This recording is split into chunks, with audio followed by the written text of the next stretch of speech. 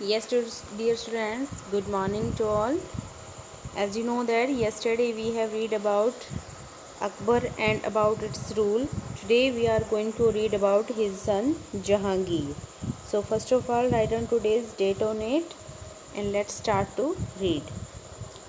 Jahangir, or the Conqueror of the World, is the title Prince Salim gave himself when he became the Mughal Emperor.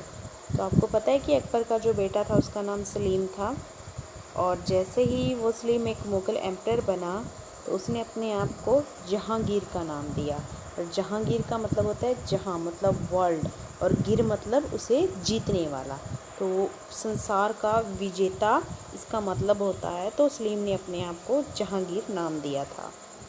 He was the eldest son of Akbar and he ascended the throne after Akbar's death in 1605 CE।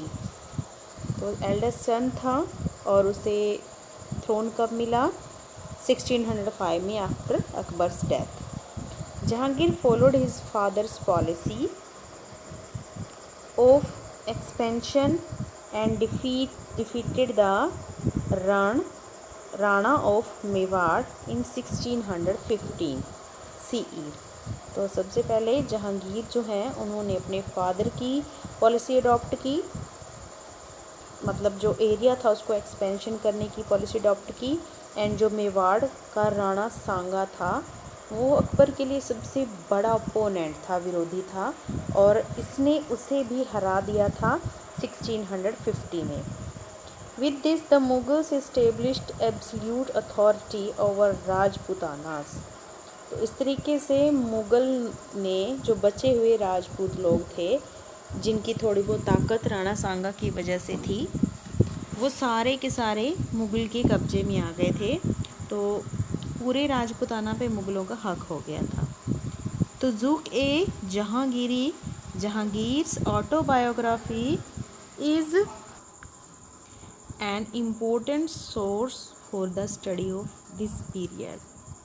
तो जहांगीर की autobiography जो है इस period की सबसे important source है। Jahangir also followed A policy of religious tolerance. तो जहांगीर ने पॉलिसी अडॉप्ट की थी रिलीजियस टॉलरेंस, यानी कि धार्मिक रूप से सहनशीलता की।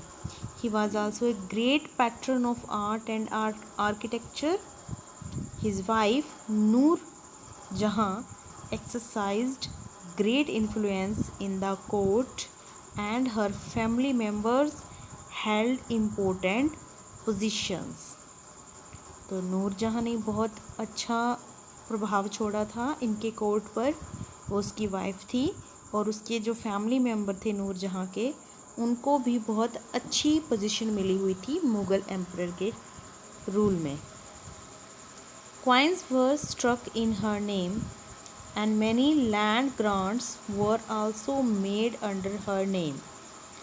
तो कॉइन्स भी उसके नाम से बनाए गए थे, और जो ज़मीन की जिसको बोलते हैं ना रजिस्ट्री वगैरह, तो वो भी ज़मीन जो ग्रांट की जाती थी उसी के नाम से ग्रांट की जाती थी। During the final year of Jahangir's reign a power struggle arose between Nurjahan and prince Khurram over the throne. तो कहते हैं कि जहांगीर लास्ट में जो था वो काफ़ी जैसे एक तरह से बेड पे पड़ गया था। तो उसकी वाइफ नूरजहाँ और उसका जो बेटा खुर्रम था, उन दोनों के बीच में मतलब एक इस बात का स्ट्रगल आ गया था कि इस वक्त गद्दी पे कौन बैठेगा, क्योंकि खुर्रम चाहता था कि उसे बिठाया जाए, बट नूरजहाँ जो थी वो मानती थी कि अभी वो खुद शासन करेगी। During Jahangir's reign the English East India Company sent Captain William Hawkins and Sir Thomas Roe to the Mughal court to secure trade concessions. तो ट्रेड की परमिशन लेने के लिए इंग्लिश ईस्ट इंडिया कंपनी से सर कैप्टन विलियम हॉकिंस और Sir Thomas Roe को भेजा गया था जहांगीर के दरबार में। With Jahangir's permission, an English trading factory was set up at Surat in 1600 CE.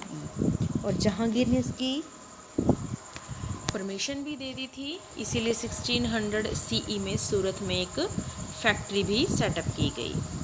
He died in 1627 CE and was succeeded by Prince Khurram. तो जैसे ही 1627 में उसकी डेथ हुई तो जो प्रिंस खुर्रम थे उसे राजा बनाया गया. But who was this prince Khurram? Let's see. Shahjahan. Prince Khurram took the title. तो प्रिंस खुर्रम शाहजहां. प्रिंस खुर्रम जो थे वो किसका नाम था? शाहजहां का ही नाम था. After coming to the throne in 1628 CE, Prince Khurram को जैसे ही शासन मिला तो उसे खुर्रम के नाम से उसका नाम रख दिया गया शाहजहां. शाहजहां का मतलब भी यही होता है, जहां का मतलब वर्ल्ड और शाह मतलब जो उसका एक शाह हो या बादशाह हो. Peace and prosperity marked the period under शाहजहां's rule. तो सबसे पहली बात तो शाहजहां का जो रूल था बड़ा शांति से रहते थे लोग, और प्रॉस्पेरिटी का मतलब बड़े ही अमीरी से रहते थे. He was a capable ruler. Shahjahan एक कैपेबल रूलर भी थे. Who extended the empire by annexing Ahmednagar इन गुजरात. तो उसने भी अपने एम्पायर को बढ़ाया, जितना था स्टेट उसको और इंक्रीज़ किया, एंड गुजरात के अहमदनगर तक अपने एम्पायर को बढ़ा लिया. The rulers of Bijapur and Golconda also accepted the Mughal suzerainty. बीजा और गोलकोंडा भी उसके साथ ऐड हो गए. Many new changes were made in the administrative system. Trade improved in places like Agra, Delhi, Lahore, Ahmednagar with the improvement of roads.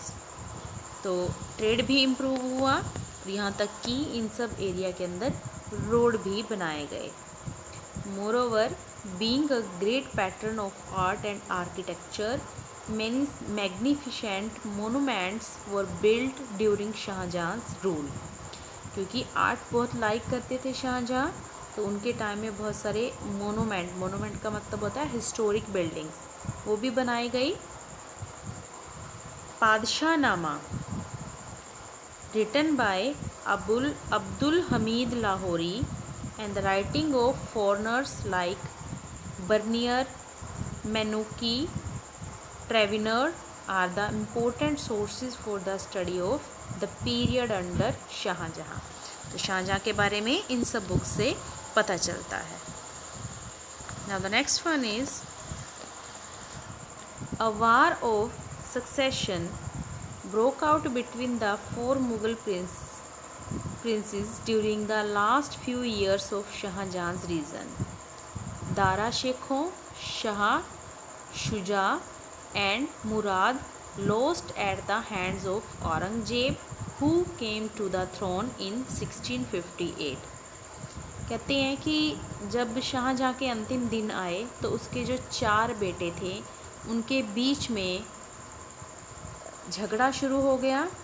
किसको लेकर के? शासन को लेकर के, कि कौन गद्दी पे राजा बन के बैठेगा. तो एक्चुअल में उन सब में से जो बहादुर थे वो औरंगजेब थे, बट औरंगजेब जो थे वो सबसे छोटे बेटे थे. सबसे बड़े थे दारा शिकोह, देन शाह शुजा, देन मुराद. तो औरंगजेब ने अपने इन तीनों भाइयों को मार डाला था और खुद राजगद्दी पे बैठ गया था. And he also imprisoned his own father in the Agra fort, who later died in 1666. तो डियर स्टूडेंट्स, औरंगजेब ने सिर्फ भाइयों को ही नहीं मारा बल्कि उसने अपने खुद के पिता को भी जेल में डाल दिया था. आगरा किले के अंदर कैद कर दिया था, जहाँ पर जो शाहजहाँ थे 1666 में उनकी डेथ हो गई थी। तो चलिए अब हम पढ़ते हैं औरंगजेब के बारे में कि वो किस टाइप का राजा था। Aurangzeb ruled for 50 years, during which the Mughal Empire reached its largest territorial extent. Aurangzeb ने 50 साल तक रूल किया और तब तक उसका जो मुग़ल एम्पायर था वो उसने और भी ज़्यादा एक्सटेंड कर दिया, बढ़ा लिया, उसकी टेरिटरी और बढ़ा दी। He himself was a capable administrator, but at the same time he also faced many revolts and upheavals throughout the kingdom. कहते हैं कि हालांकि वो एक कैपेबल एडमिनिस्ट्रेटिव था, लेकिन फिर भी उसके टाइम में बहुत सारी क्रांतियाँ हुई थी, बहुत सारी अपहीवल यानी कि विरोध हुए थे उसके खिलाफ। Jat, Sikh and Marathas revolt broke out at different places. तो रिवोल्ट किस किस ने की थी उसके खिलाफ? जाटों ने, सिखों ने और मराठों ने की थी। His Deccan campaign also financially depleted the Mughal treasury. और दक्षिण की तरफ जो अपना शासन बढ़ाना चाहते थे औरंगजेब, तो उसका वो दक्कन कैंपेन जो था उसकी वजह से मुग़ल का जो खजाना था, ट्रेजरी थी, वो कम हो गया और फाइनेंशियली उनको बहुत ज़्यादा दिक्कतों का सामना करना पड़ा। In terms of religious policies Aurangzeb was more orthodox than the previous Mughal rulers.